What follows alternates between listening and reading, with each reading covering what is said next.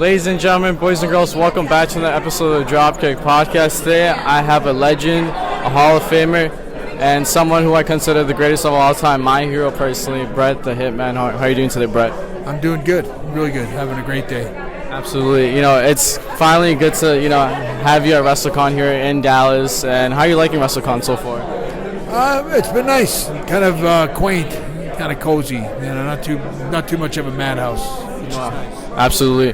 But I wanted to ask you, kicking things off, being inducted into the Canadian Walk of Fame recently and paving the Canadian history for guys like Chris Jericho and Edge, how has that been for you?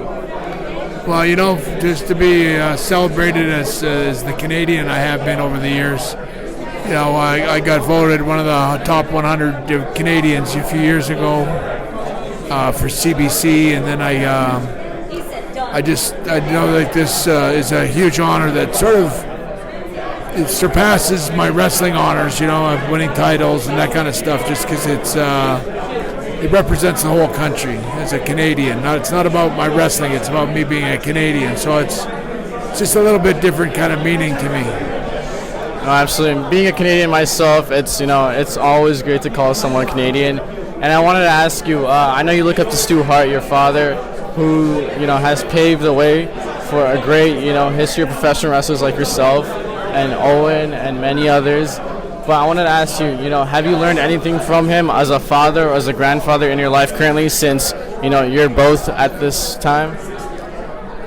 The lessons I learned from my dad are never ending. It's ongoing since I was small.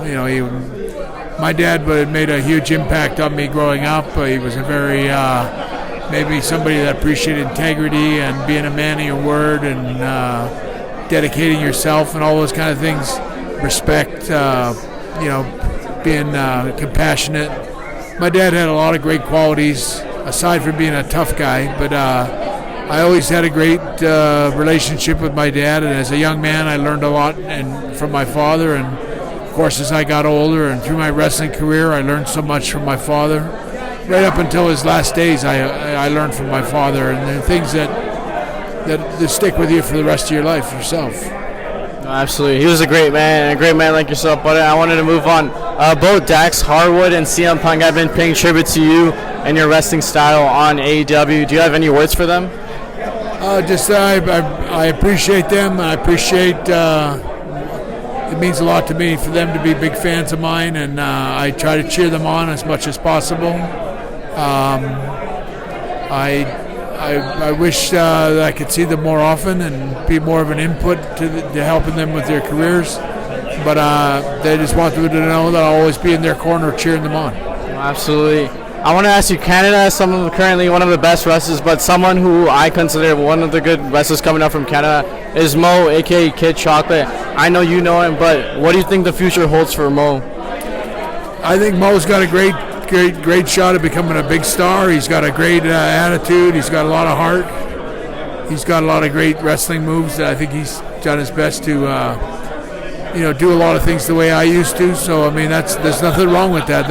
If you can be as good as I was, then that's a good start to your career, and I think he's going to make a big name for himself. Absolutely. One final question. What advice do you have to anyone who wants to become a professional wrestler and wants to pursue this as a passion?